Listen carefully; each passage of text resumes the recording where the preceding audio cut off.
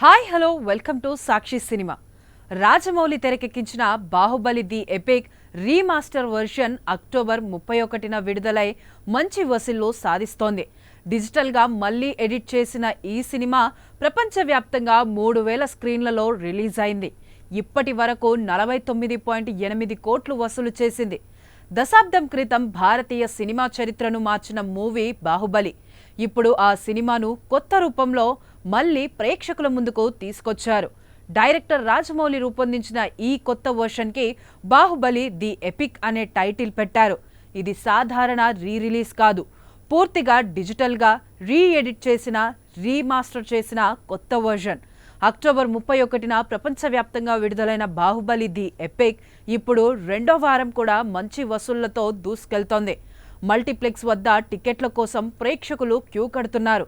సినిమాను పెద్ద స్క్రీన్ ప్లాట్ఫామ్లలో సినిమాస్కోప్, ఐమాక్స్, డాల్బీ విజన్లో రిలీజ్ చేయడం వల్ల విజువల్ ఎక్స్పీరియన్స్ మరింత గొప్పగా మారింది. ఈ కొత్త వర్షన్ ప్రపంచవ్యాప్తంగా సుమారు 3000 థియేటర్లలో విడుదలైందని నిర్మాత శోభు యార్లగడ్డ చెప్పారు. ఇందులో అమెరికాలో 400 స్క్రీన్లు, గల్ఫ్ దేశాలు, యూరప్ వంటి ప్రాంతాలు కూడా ఉన్నాయి. ఇది 2 భాగాలుగా ఉన్న బాహుబలి కథను ఒకే సినిమాగా చూపించే ప్రయత్నమని ఆయన చెప్పారు. బాహుబలి ది ఎపిక్ తయారీ ఈ ఏడాది మార్చిలోనే ప్రారంభమైంది. రాజమౌళి ఎడిటర్స్ తమ్మిరాజు, కోటగిరి వెంకటేశ్వరరావు, విన్సెంట్ టాబియాన్లతో కలిసి మళ్లీ ఎడిటింగ్ చేయించారు. పలుమార్లు టెస్ట్ స్క్రీనింగ్స్ చేసి కొన్ని మార్పులు చేసిన తర్వాతే ఈ ఫైనల్ వర్షన్ను సిద్ధం చేశారు. ఇండియన్ ఆడియన్స్తో పాటు విదేశాల్లో కూడా బాహుబలి కొత్త వర్షన్కి మంచి స్పందన లభిస్తోంది. అమెరికా ప్రేక్షకుల నుంచి $8 లక్షల వసూలు చేసి త్వరలోనే $1 మిలియన్ మార్క్ దాటుతుందని అంచనా. భారత్లో ఇప్పటి వరకు 31.78 కోట్లు నెట్ కలెక్షన్, 49.8 కోట్లు వరల్డ్ వైడ్ గ్రాస్ కలెక్షన్ సాధించింది.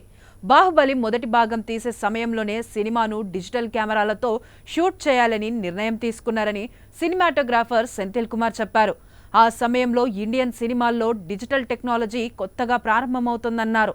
ఫిల్మ్ కెమెరాలతో షూట్ చేస్తే రీల్ డెవలప్ అయ్యే వరకు ఫలితం తెలీదు, కానీ డిజిటల్లో షూట్ చేసినప్పుడు స్క్రీన్పై వెంటనే ఫలితం తెలుస్తుంది.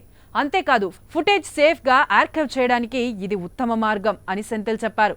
డిజిటల్ టెక్నాలజీ వల్లనే ఇప్పుడు బాహుబలి సినిమాను ఇంత అద్భుతంగా రీమాస్టర్ చేయగలిగామని ఆయన తెలిపారు.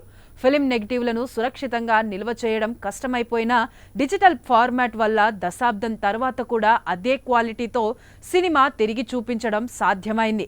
కేవలం ఒక రహదారి సరి చేయమన్నారు, కానీ ఆయన దాన్ని 14 లేన్ సూపర్ ఎక్స్ప్రెస్ హైవేగా మార్చారు.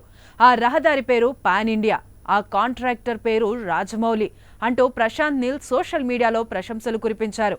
బాహుబలి ది ఎపిక్ కేవలం ఓ సినిమా కాదు, భారత సినిమా సాంకేతిక ప్రగతికి గుర్తుగా నిలిచే అద్భుతం.